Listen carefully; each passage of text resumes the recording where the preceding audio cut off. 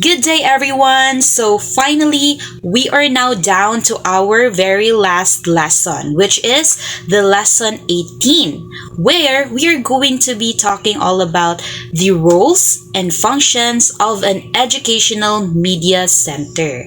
But before all of that, let me share you this statement according to Edgar Dale. We have said that the best ideas in the world are to be found in a modern library.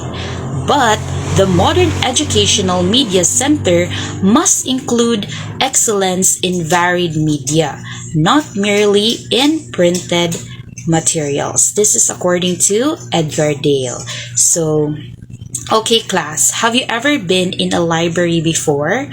Nakapunta na ba kayo ng library? Yes, 'di ba?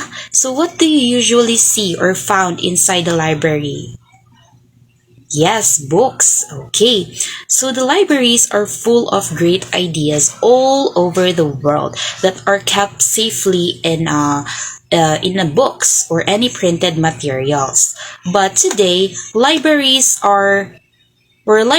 have changed, no? Nausab na ang library karon. So a modern library, or what we call as the media center. So it is not just about the books anymore. So it's also full of other tools to help us somehow learn better. So it could be computers, videos, pictures, audio recordings, or even the interactive games can be included.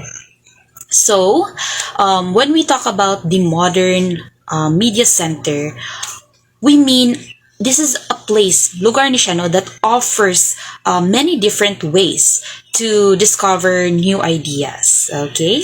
So, not just through reading, but also through watching, listening, and even doing. We could learn. Okay? Understood? Do you understand? Great. So, right now, let's find out what is an educational media. Ano ba talaga yung educational media center? So, basahin natin lahat ng sabay-sabay. Let's read it all together. So, the educational media center functions as a vital instrument as well as a basic requirement for quality education by enriching all parts of the school's educational process. So, what does it mean? So basically, educational media center is very important because it helps make learning better and more exciting, right? So it gives the teachers and the students the tools like books, videos, computers, pictures to make the lessons easier to understand. Get it? So it is something every good school needs to help their students to learn in a very best way. So do you agree with that? Okay. So now let us break it down, no? What is the educational and media center and what are its roles and functions? So here they are. First is it is a source center. So what does it mean when it is a source center? So pwede natin siyang i-imagine. So let's think of it somehow like a treasure chest. Treasure chest. So full of books, videos, computers, and other tools na they are all arranged neatly so that we can find and use them easily. So yun siya. It is a source center. The second one is, it is a learning laboratory. So ano bang ibig sabihin nun? So, just like a science lab, no, where you do our mag-experiment mo, mga ganon. So, the media center is a place where you can also explore. No, maka-explore mo, discover new nga mga things, ask questions, and learn by yourself. Ganyan. With the help of different materials, obviously. So, second is that it is a learning laboratory. So, yun siya. The third one, everyone, is the it is a teaching agency. Ano bang ibig sabihin nun? So, it doesn't just give you materials, but it also teaches you how what do you call this? To find the right information. So, discover new interests, ano pa ba?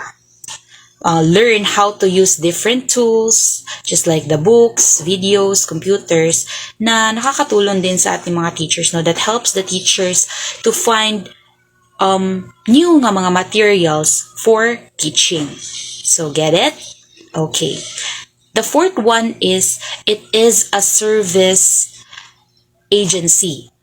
So, this means that it is a place that offers help or tulong.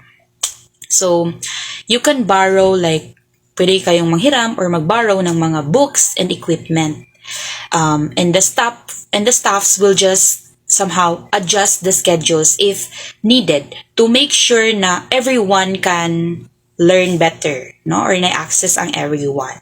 So, yun siya. It is a service agency. Next one is, it is a coordinating agency. Ano ba meaning nun? So, it is like the school's organizer. So, mo siya ka ng somehow organizer ni mo siya. So, it keeps all the kinds of learning tools in one place. So, naka-intact lang na siya dira and helps you and your teachers to pick the best one of your needs. No? Kung sa gitoong para jud sa imuha. So, whether you are working alone or in small groups or even kanang as a whole class mong tanan.